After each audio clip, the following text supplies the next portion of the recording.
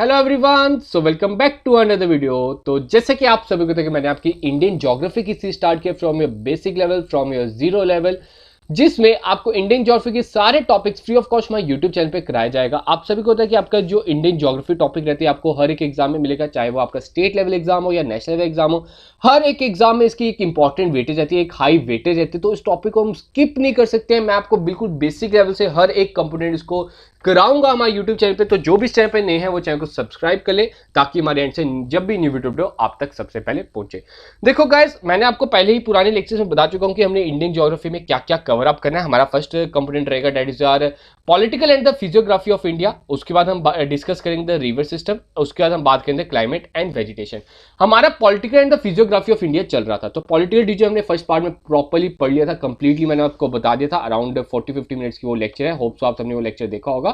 उसके बाद बात करें, हमने अपना फिजियोग्राफी स्टार्ट किया था, तो फिजियोग्राफी में हमारा आ जाता है डेट बात करें the Himalayas, the northern plains, the peninsular plateau, the Indian desert, the coastal plain and the islands. आप सभी को पता है कि द हिमालयस हम पहले लेक्चर में पढ़ चुके हैं, उसके बाद हमने नॉर्दर्न प्लेन्स लास्ट लेक्चर में कवर अप कर लिया। तो आज का लेक्चर हमारा कंप्लीट पेनिनसुलर प्लेट्यू पे जाने वाला है। आज कंप्लीट लेक्चर में आपको बता दूंगा क्या है पेनिनसुलर प्लेट्यू, क्या क्या इंपॉर्टेंट क्वेश्चन इसमें एग्जाम में पूछता है, और जो बाकी 3 कंपोनेंट रह गए ये छोटे छोटे टॉपिक है। विद इन 2 डेज में आपका ये भी कंप्लीट हो जाएगा, देन आपका political and physiography of India will be completed. तो गाइस आगे बढ़ते हैं। जैसे कि मैंने आप देख सकते हो स्क्रीन पे इधर लिखा है द पेनिनसुलर रीजन। मैंने आपको पीछे बताया द पेनिनसुलर प्लेट्यू। देखो गाइस, मैंने पेनिनसुलर प्लेट्यू इधर क्यों नहीं लिखा, क्योंकि मैं इधर आपको 2 कंपोनेंट पढ़ाने वाला हूं। मैं रीजन के अंदर अंदर आपको प्लेट्यू के साथ साथ रेंजेस भी पढ़ाऊंगा, क्योंकि बड़ी बार आजकल एग्जाम में ना रेंजेस के बारे में पूछा। आपको बुक्स में मिलेगा नहीं रेंजेस के बारे में, लेकिन इधर मैं आपको सब कुछ करा दूंगा। तो चलो स्टार्ट करते हैं। तो गाइस देखो, मैंने आपको पहले ही बता चुका हूं कि सबसे पहले हमारे होते हैं नॉर्थ साइड से अगर बात करें द हिमालयस आते हैं। द हिमालयस में आपका first one is our the great Himalaya. जो सबसे बड़ी बड़ी चोटियां जो है वो ग्रेट हिमालयस है। ग्रेट हिमालयस के बाद सर हमारे आते हैं द हिमाचल। द हिमाचल के बाद सर आते हैं हमारे द शिवालिक्स। ठीक है, अब शिवालिक्स के नॉर्थ साइड साउथ साइड में जब हम जाते हैं नीचे की ओर, तो हमारे क्या आते हैं सर नॉर्दर्न प्लेन्स। ये हमने लास्ट लेक्चर में डिस्कस किया प्रॉपर्ली। मैंने इसमें आपको बताया नॉर्दर्न प्लेन्स के बारे में। ठीक है, हमने इसमें पढ़े डिफरेंट नॉर्दर्न प्लेन्स क्या होते हैं। ठीक है, फिर बात करें नॉर्दर्न प्लेन्स के नीचे अगर आते हैं, मतलब कि पहला एमसीक्यू उधर से आ जाता है, अगर आप नॉर्दर्न प्लेन से नीचे की मतलब साउथ साइड जाते हो तो क्या आएगा, तो उसके साउथ साइड पे आएगा sir that is our peninsular plateau, that is our peninsular region. देखो मैंने आपको पहले ही बता चुका हूं क्या होता है पेनिनसुलर, क्या होता है प्लेट्यू। पेनिनसुलर और आइलैंड, पहले मैं आइलैंड बताता हूं। सर आइलैंड होता है वो जगह जो चारों तरफ से पानी से घिरी है, all four sides are covered with water. लेकिन पेनिनसुलर वो रीजन है जो 3 साइड से, जैसे इंडिया की बात करें, इधर पानी है, इधर पानी है, इधर पानी है। ठीक है, हाँ ठीक है, इधर पानी है। लेकिन अगर हम इधर बात करें, इधर तो लैंड है, मतलब इंडिया 3 साइड से पानी से घिरा हुआ है, तो उसके कारण हम इंडिया को कहते हैं the peninsular reason, the peninsular country बोलते हैं। तो आपने याद रखना पेनिनसुलर का मतलब है covered with water from 3 sides. Plateau का क्या मतलब है, मैंने आपको प्लेट्यू बताया था। Plateau is a uplifted land, मतलब कि लैंड ऐसी है जो ऊपर की ओर हुई है, लैंड ऐसी है जो ऊपर की ओर हुई हुई है, लेकिन जो उसका अपर पार्ट है दैट इज प्लेन, जो उसका अपर पार्ट है that is plain. Just like table, आप टेबल की बात कर सकते हो, टेबल के पांव होते हैं फिर ऊपर से प्लेन होता है। आप अगर बात करें माउंटेन्स, माउंटेन्स में क्या होता है ऊपर से पॉइंटेड होता है, लेकिन प्लेट्यू में ऊपर से पॉइंटेड नहीं होता। ये इसमें डिफरेंस है। तो चलो देखते हैं क्या लिखा है मैंने पेनिनसुलर प्लेट्यू के बारे में। फर्स्ट वन इसमें आ जाता है the largest and the oldest of India physical division. मैंने आपको बताया था लास्ट लेक्चर में द यंगेस्ट। ठीक है, पिछले में हमने पढ़ा था जो हमारे फिजियोग्राफी में सबसे जवान है, सबसे यंग है, वो कौन सा था सर द नॉर्दर्न प्लेन्स। उसका रीजन मैंने आपको बताया। अब बात होती है सबसे बूढ़ा इंसान कौन है फिजियोग्राफी में, तो फिजियोग्राफी में सबसे जो ओल्ड मैन गिना जाएगा that is our peninsular region. वो क्यों सर, देखो पेनिनसुलर रीजन ये रीजन है, ये नीचे वाला कोन की शेप में, ट्रायंगल की शेप में। ठीक है, ये जो रीजन है ना, ये आपको मैंने स्टोरी सुनाई थी कि आपके हिमालयस कैसे बने थे। हमारा गोदवामा लैंड था, यूरेशियन प्लेट थी, दोनों टकराए, बीच में जितना ही मलबा था वो ऊपर की ओर आ गया और पहाड़ बन गए। पहाड़ बन गए तो नॉर्दर्न प्लेन्स बन गए। लेकिन ये जो रीजन था, ये जो पेनिनसुलर रीजन था, ये पहले का रीजन था, ये इंडियन प्लेट के साथ पहले का था। तो इसलिए it is known as the oldest as well as the largest. देख सकते हो सबसे ज्यादा रीजन किसने ऑक्यूपाई किया हुआ है? सर सबसे ज्यादा रीजन इधर पेनिनसुलर रीजन नहीं किया हुआ। देखो डेजर्ट कितना छोटा सा है, आपके हिमालयस कितने छोटे से हैं, नॉर्दर्न प्लेन चलो थोड़े ठीक ठीक है, ठीक है। तो देख सकते हो सबसे ज्यादा रीजन अराउंड 50% रीजन हमारा पेनिनसुलर रीजन नहीं कवर अप किया हुआ है। तो बात करते हैं नेक्स्ट, रफली ट्रायंगुलर शेप। अभी मैंने आपको जब बता दिया कि ट्रायंगल शेप में है, एक इन्वर्टेड कोन की शेप में है, base lies with the southern edge of the great plain of north India. तो यही चीज पूछा जा सकता है जो आपका, एक बार मैं इधर आपको क्लियर करके बताता हूं स्क्रीन। कहता है देखो southern edge of the great plain, ठीक है, ये आपका आ गया नॉर्दर्न प्लेन। अब आपका क्या होता है सर, ट्रायंगल ना इस शेप में होता है, लेकिन इधर ट्रायंगल थोड़ा उल्टा है, इस तरह का ट्रायंगल है, आप देख सकते हो, ठीक है। तो उसका कहता है जो बेस है, आपसे पूछा जा सकता है जो पेनिनसुलर का बेस है वो southern edge of great plain of north India के साथ टच करता है और एक्सटेंडेड टिल कन्याकुमारी, और कन्याकुमारी तक एक्सटेंड हुआ। मतलब ये है हमारा एक तरह से पेनिनसुलर रीजन। ओके क्लियर है, आगे बात करते हैं। नेक्स्ट पॉइंट में बात करता है that it covers a total area of 16 lakh square kilometre India as a whole. मैंने आपको बताया हुआ कि इंडिया का कितना लैंड है सर, 3.22 मिलियन स्क्वायर किलोमीटर या 32 लाख स्क्वायर किलोमीटर कह सकते हैं। अगर हम बात करें उसमें से पेनिनसुलर रीजन अराउंड 16 लाख है, तो 16 का 32 का आधा कितना होता है सर, 16। तो आप कह सकते हो कि आधा डिस्टेंस मतलब 50% तो पेनिनसुलर रीजन ही है इंडिया में, ठीक है, क्लियर है। आगे बढ़ते हैं,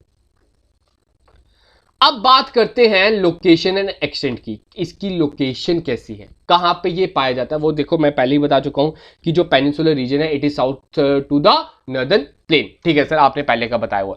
अब बात करते हैं द हिल रेंजेस। ये बढ़िया पूछा जाता है, ये यूपीएससी के एग्जाम में पूछा जाता है, आपको जेकेएसएस एग्जाम में भी पूछा जा सकता है। तो कहता है कि ये जो पेनिनसुलर रीजन है ये 4 हिल रेंजेस से घिरा हुआ है। पहला आता है द दिल्ली रिज, हाँ इसको कैंसिल करता हूं, ठीक है, Delhi ridge in north west. आपको मैं बता दूं इधर ना आपको दिल्ली रिज मिलेगा, इधर एक रेंज है जिसे हम बोलते हैं दिल्ली रिज, इधर आपको वो मिलेगा। राजमहल हिल्स इन द ईस्ट, इधर आपको राजमहल हिल्स मिलेंगे कोलकाता वाली साइड। फिर कहते हैं गिर फॉरेस्ट आप सभी को होता है गुजरात वाली साइड है, तो इधर आपका गिर रेंजेस आ जाएंगे। And the last one are the cardamom hills, the southern most ranges of India, ये आपको इधर मिल जाएंगे। आपने याद रखना है, देखो जैसे मैंने ये मैप बनाया ना, आप रफ डायग्राम बना लो अपने नोट्स में, इसी तरह ये चारों लिख दो। आपसे तो पूछा जा सकता है कि आपके पेनिनसुलर प्लेट्यू के नॉर्थ वेस्ट साइड पे कौन सी रेंजेस है, वो कौन से रेंजेस से गिरे हुए हैं, वो 4 रेंजेस से गिरे हुए हैं। Delhi ridge from the north west, Rajmahal in the east, Gir on the west, cardamom on the south side. ये चारों आपने याद रखना है, मतलब कि ये जो आपका पेनिनसुलर प्लेट्यू है इनके बीच में लाया करता है, इन 4 रेंजेस के बीच में लाया करता है, ठीक है। आगे बढ़ते हैं।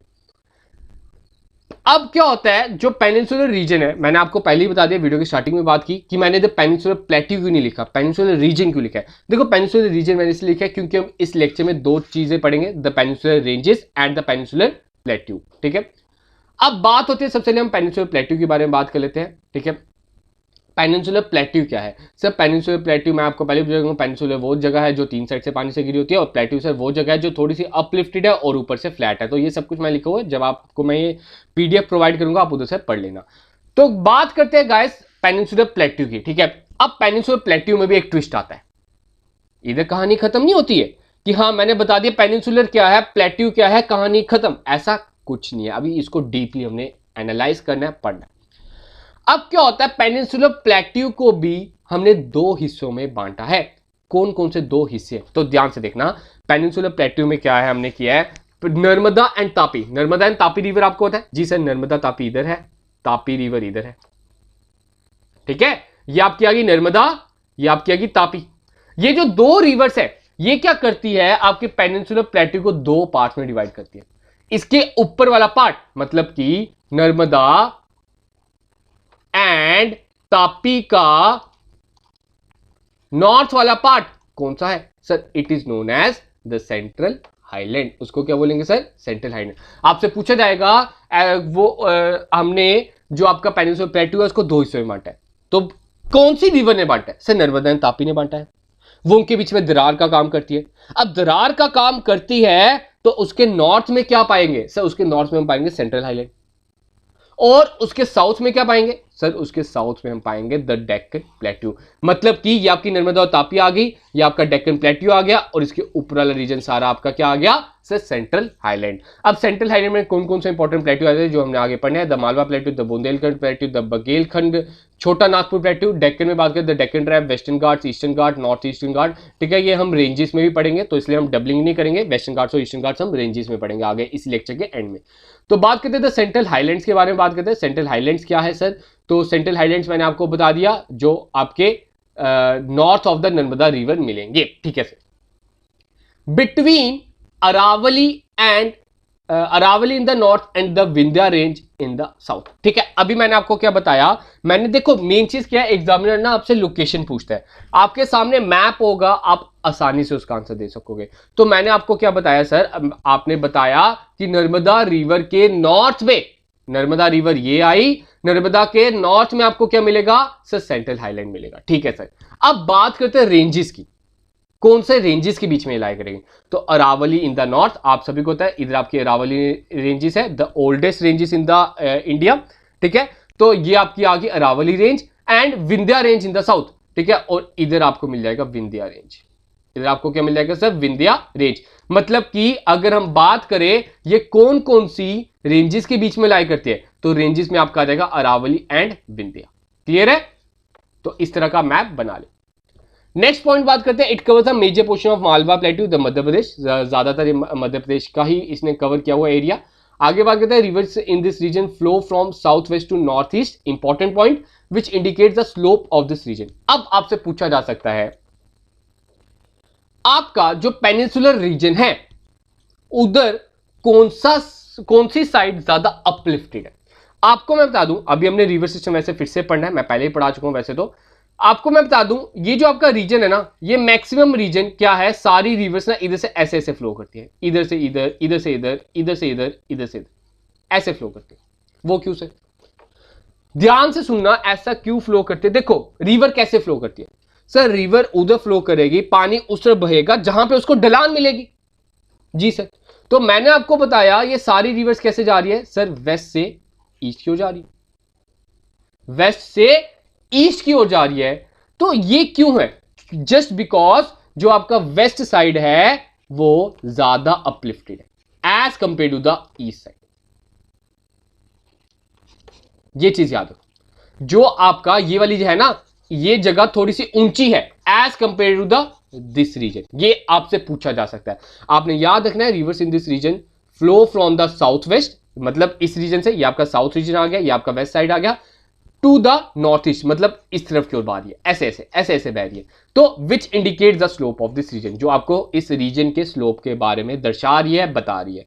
आगे बात करते हैं, further extension of it is Bundelkhand, Baghelkhand and Chota Nagpur plateau. मैंने आपको बता दिया सेंट्रल हाईलैंड में आपका मालवा प्लेट्यू आ गया, बुंदेलखंड आ गया, बघेलखंड आ गया, एंड द छोटा नागपुर प्लेट्यू आ गया। जैसे आपके सामने मैप है, इस तरह का मैप आप बना सकते हो। तो चलो पढ़ते हैं मालवा प्लेट्यू के बारे में क्या लिखा है sir. Malwa plateau lies in the Madhya Pradesh. मैंने आपको बता दिया मालवा प्लेट्यू आपको मध्य प्रदेश में मिलेगा, direct between Aravalli and Vindhya, और इसकी एक्सटेंशन है बुंदेलखंड, बघेलखंड एंड छोटा नागपुर प्लेट्यू। बुंदेलखंड की बात करें, ये भी आपको यूपी एमपी में मिलेगा, लेकिन इसमें ना एक्सटेंसिव और एक्टिविटीज और river Chambal and it's tributary. अब इसमें जो इंपॉर्टेंट चीज आपने याद रखी है, आपसे पूछा जाएगा ऐसा कौन सा प्लेट्यू है जो रिवाइन में ट्रांसपोर्ट हो गया है, ट्रांसफर हो गया है सर? उसका आंसर है द बुंदेलखंड प्लेट्यू। वो कैसे सर? अब रिवाइंस क्या होते हैं? रिवाइंस होता है कि नीचे की ओर धंस जाना। ये आपको मैं बता दूं, इधर जो है ना, इधर बड़ी रिवर्स फ्लो करती है, तो उसके कारण ये जो रीजन है ना थोड़ा नीचे की ओर धंस गया, और इधर से आपको थोड़े पीक्स दिखेंगे, तो उसके कारण Bundelkhand is a ravine by extensive और इरोजनल एक्टिविटीज। इधर जो है इरोजन बड़ी ज्यादा हो रही है, और उसके कारण ये जो जगह है ये थोड़ी सी नीचे की ओर धंस गई है। अगर बात करें छोटा नागपुर की, छोटा नागपुर में आप पढ़ सकते हो the north east part of peninsular plateau include Jharkhand, parts of Chhattisgarh and West Bengal. अब इसमें जो आपसे एमसीक्यू पूछा जा सकता है that it is the Ruhr of India, इसे रूहर ऑफ इंडिया बोला जा सकता है। वो क्यों सर? रूहर है क्या, आपको ये पहले पता होना चाहिए। सर रूहर ना एक जगह है, रूहर एक जर्मनी में जगह है। तो सर इसको हमने जर्मनी का क्यों नाम दे दिया? सर रूहर एक जर्मनी में जगह है जो अपने आयरन और कोल के नाम से जानी जाती है। तो वैसे ही जो छोटा नागपुर प्लेट्यू है ये भी आयरन और कोल के लिए जाना जाता है। बताया जाता है कि इधर सबसे ज्यादा आयरन और कोल आपको मिलेंगे, तो उसके कारण हमने इसको रूहर ऑफ इंडिया का नाम दे दिया, जो एक जर्मनी में जगह है। आगे बात करते हैं नेक्स्ट क्वेश्चन की ओर, नेक्स्ट टॉपिक की ओर, द डेक्कन प्लेट्यू। ठीक है, अब हम पढ़ेंगे इसमें डेक्कन प्लेट्यू के बारे में। ठीक है, हमने सेंट्रल हाईलैंड पढ़ लिया, अब डेक्कन प्लेट्यू में हमारा आ जाता है sir largest plateau in India lies to the south of the Narmada river. मैंने आपको बता दिया, अगर मैं इंडिया के इधर बनाऊं डायग्राम, ठीक है, तो इंडिया का अगर मैं साउथ रीजन बनाऊं, ठीक है, ये आपका आ गया साउथ रीजन। ठीक है, साउथ रीजन में इधर से अगर आपकी नर्मदा रिवर बह रही है, इधर से आपकी तापी रिवर बह रही है, उसके साउथ साइड पे आपको क्या मिलेगा सर? उसके साउथ साइड पे हमें मिलेगा the Deccan plateau, shaped as a inverted triangle. वो मैं आपको पहले बता चुका हूं। Surrounded by Satpura hills, Mahadeo hills, Maikala hill ranges. अभी देखो आगे यही पढ़ने हैं, इन्हीं हिल्स के बारे में आपको बताऊंगा। ठीक है, अभी थोड़ा यही याद रखो कि आपको एक बार चलो मैं मैप में दिखाई देता हूं, ये रहा। ठीक है, आप देख सकते हो ये आपका आता है डेक्कन प्लेट्यू। डेक्कन प्लेट्यू के नॉर्थ साइड पे आपको सतपुरा हिल्स मिल जाएंगे। ईस्ट साइड पे आपको क्या मिल जाएगा सर? ईस्ट साइड पे आपको इधर राजमहल हिल्स मिल जाएंगे ईस्ट साइड। इसके वेस्ट साइड पे वेस्टर्न घाट्स, ईस्ट साइड पे ईस्टर्न घाट्स। बस ये चीज मैंने ऊपर वीडियो में बताई हुई है, ऊपर मैंने पॉइंट्स में लिखी हुई है। ठीक है, average elevation of the western Ghats is this 900 to 1600 compare to 600 metres of Eastern Ghat. जैसे मैं पहले ही बता चुका हूं, जो आपका ये वाला रीजन है ये ज्यादा अपलिफ्टेड है as compare to this one. आप देख सकते हो इसकी जो अपलिफ्टमेंट है 900 to 1600 है, लेकिन जो ईस्टर्न घाट्स है ये सिर्फ और सिर्फ 600 मीटर के आसपास है। This plate is suitable for cultivation of cotton, home to rich mineral resources and a source of generate hydro electric power. तो इधर आपको कॉटन की भी कल्टिवेशन जरूर मिलेगी। अब बात करते हैं रेंजेस के बारे में। ठीक है, हाँ, पहला हमारा रेंज आता है द सतपुरा रेंज। ठीक है, हाँ चलो देखते हैं, एक बार हम सभी रेंजेस देख लेते हैं फिर पीछे हम करते हैं। हाँ देखो गाइस, सबसे पहले हमें इन रेंजेस के बारे में पता होना चाहिए। The first range is are Aravalli range. First range हमारी कौन सी आती है sir? Aravalli range, the oldest range. आपने ये चीज याद रखनी है, आपसे पूछा जा सकता है जो हमारे इंडिया की ओल्डेस्ट रेंज ऑफ माउंटेन कौन सी? सर अरावली रेंज है। तो ये कहां पे सर? राजस्थान में। मैंने आपको लास्ट लेक्चर में बताया कि थार डेजर्ट को दो हिस्सों में बांटता है, आपका एक साइड एरिड एक फर्टाइल रीजन। ठीक है, तो वैसे ही ये अरावली रेंज होगी। दूसरी रेंज हमारी आती है सर विंध्या रेंज, जो आपको नर्मदा रिवर के पैरेलल दिखेगी। फिर एक आती है सतपुरा रेंज, सात रिवर से बनी हुई है, सात रेंजेस से बनी हुई है। ठीक है, तो ये सतपुरा रेंज आपने याद रखना है, it is between the Narmada and Tapi. ये बड़ा इंपॉर्टेंट है, आपसे पूछा जा सकता है नर्मदा रिवर और तापी रिवर के बीच में कौन सी रेंज पाई जाती है? सर सतपुरा रेंज पाई जाती है। फिर बात करें तो छोटा नागपुर प्लेट्यू, आप देख सकते हो ये इधर है। ठीक है, कार्डोमन हिल्स हमारे इधर आगे, द सदर्न मोस्ट रेंजेस। ठीक है, आप कह सकते हो, आपसे पूछा जाता है कि सबसे साउथ में आपको क्या मिलेंगे?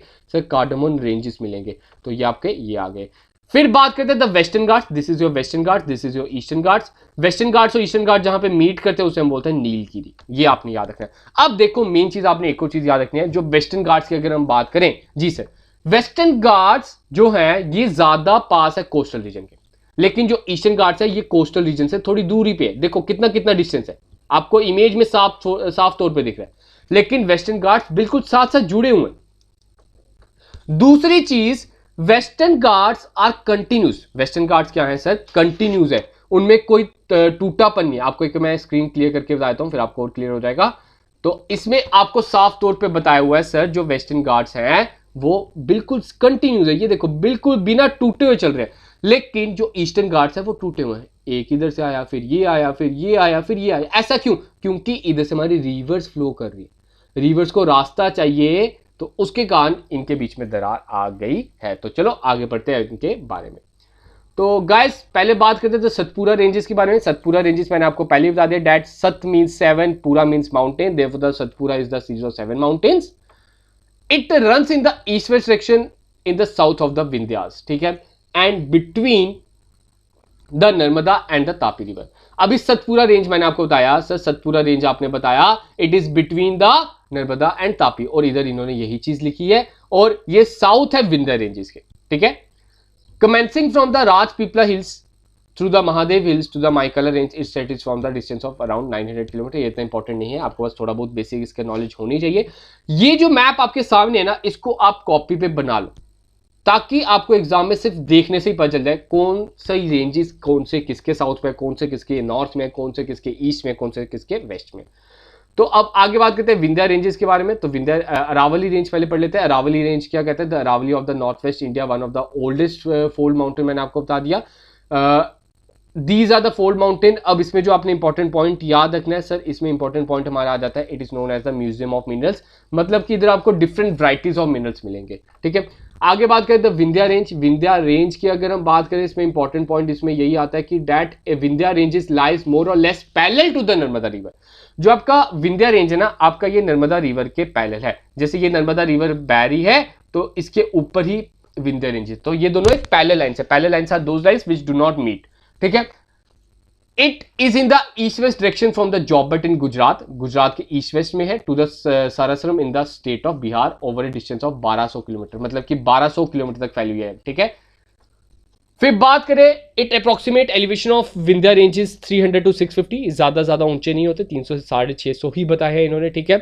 फिर बात करें the Bharner and the Kaimur, ये इंपॉर्टेंट है, ये आपसे पूछा गया 2019 के एसएससी के एग्जाम में। कहता है the Bharner and the Kaimur hills are the continuation of the Vindhya ranges in the eastward direction, ठीक है। हुआ क्या, ये आपकी आती है पहले विंध्या रेंजेस, फिर थोड़ा सा प्लेन है, just because of our activities, आप कह सकते हो इन्वायरमेंटल प्रॉब्लम्स, उसके कारण इधर थोड़ा सा हो गया प्लेन रीजन।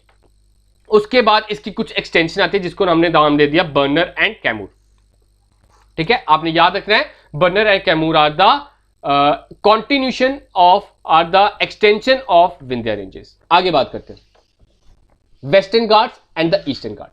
अब sir Western Ghats and Eastern Ghats क्या है? वेस्टर्न घाट्स मैंने आपको बता दिया, अगर हम वेस्ट साइड से बात करें, गोवा से स्ट्रेच करें हमारा नीचे तक आगे ले जाए, ऊपर मैं आपको मैप में दिखाता हूं, that is your western Ghats. पहले ही दिखा चुका हूं वैसे तो, ये आपके वेस्टर्न घाट्स आ गए, ठीक है। दिस रीजन, ये वाला रीजन वेस्टर्न घाट्स, ये वाला रीजन आपका ईस्टर्न घाट्स, ये सब कुछ मैं आपको वैसे बता चुका हूं। तो कहता है वेस्टर्न घाट्स क्या है सर? वेस्टर्न घाट्स हमारे हैं folded parts of Deccan plateau, also known as Sahyadris, ठीक है। तो ये आपने याद रखना है, शायद्रीज के नाम से भी ये जाने जाते हैं, more continuous and higher than the eastern Ghats. Eastern Ghats ये ऊंचे हैं और ये कंटिन्यूस है, जो मैं आपको पहले बता चुका हूं। It is separated by coast by narrow coastal plains extend from Tapi to Kanyakumari, ठीक है। तापी से स्टार्ट होते हैं और कन्याकुमारी तक जाते हैं। ईस्टर्न घाट्स की बात करें, ये उड़ीसा से एक्सटेंड है to the north of Nilgiri hills. Discontinues है, ये कॉन्टिन्यूस है तो ये क्या है सर? डिसकॉन्टिन्यू है। वेस्टर्न घाट से छोटे हैं, do not give birth to important rivers. इधर आपकी बहुत सी रिवर स्टार्ट भी होती है, लेकिन ईस्टर्न घाट्स में रिवर स्टार्ट नहीं होती। Geographically older than western Ghats, लेकिन ज्यादा ओल्डर कौन है, ज्यादा बुजुर्ग कौन है? ज्यादा बुजुर्ग हमारे ईस्टर्न घाट्स है, ठीक है। The western Ghats and the eastern Ghats meet in the Nilgiri hills. ये भी बड़ी बार पूछा गया, आप देख सकते हो, सब कुछ पॉइंट पढ़ सकते हो, जो मैं आपको पीडीएफ प्रोवाइड करूंगा विद इन 1-2 डेज में आपको प्रोवाइड कर जाएगा। इंपॉर्टेंट पॉइंट्स, ये केस के एग्जाम में पूछा गया था एक बार, तो बच्चे उधर ही कंफ्यूज हो गए थे, उन्हें इसका आंसर नहीं बचा था, तभी मैंने इसके इंपॉर्टेंट पॉइंट्स बोल्ड हाईलाइटेड भी मैं आपके लिए लेके आया हूं। तो क्या बता रहा हूं मैं, that the height of the western Ghats increases from north to east, मतलब नॉर्थ से साउथ की ओर बढ़ेंगे तो बढ़ती रहती है हाइट। अगर मैं इधर आपके वेस्टर्न घाट्स बनाता हूं, चलो ठीक है, ये आपके आगे इंडिया का लोअर पार्ट, इधर थोड़े छोटे हैं, फिर बड़े बड़े बड़े बड़े और बड़े और बड़े होते जाते हैं। मतलब कि आपने याद रखना है, जो आपके वेस्टर्न घाट्स हैं वो नॉर्थ में छोटे हैं as compare to the south, लेकिन उल्टा है ईस्टर्न घाट में। ईस्टर्न घाट में साउथ से नॉर्थ बढ़ते हैं, मतलब साउथ में छोटे हैं, फिर बड़े हैं, फिर बड़े हैं, फिर बड़े। ये चीज आपने याद रखनी, ठीक है, ये आपसे पूछा जा सकता है। तो गाइस, पेनिनसुलर प्लेट्यू के बारे में यही था, यही चीज आपने याद रखनी है। It is the oldest and the largest. 50% प्रतिशत इन्होंने ही ऑक्यूपाई किया हुआ है अराउंड 16 लाख किलोमीटर में। इसमें सर हमने पढ़ा रेंजेस, रेंजेस के साथ साथ हमने पढ़ा सर प्लेट्यूज। रेंजेस में मैंने इसकी इंपॉर्टेंट रेंजेस बता दी, अरावली बता दी, विंध्या बता दी सर, उसके बाद हमने सतपुरा रेंज पढ़ ली, ठीक है, वेस्टर्न घाट्स पढ़ लिए सर, ईस्टर्न घाट्स पढ़ लिए। फिर हमने प्लेट्यूज कुछ इंपॉर्टेंट पढ़े, रूअर ऑफ इंडिया किसे बोला जाता है वो आपको पता होना चाहिए, वो आपने कमेंट सेक्शन में लिखे बताना है। देखना चाहता हूँ कि कितनों को याद है, कितनों के दिमाग में ये चीज बैठ जाती है, कितना आपका स्पॉन्टेनियस दिमाग है, ठीक है। तो गैस आज का लेक्चर अपना इतना ही रखते हैं, तो मिलते हैं कल अपने नए लेक्चर। मैं कोशिश करूंगा कि 2 डेज में आपका जो टॉपिक है, 3 टॉपिक्स बचे हैं, तो एक ही वीडियो में आपके डेजर्ट्स और आइलैंड्स में करा दूंगा, क्योंकि वो टॉपिक इतने बड़े नहीं होते हैं।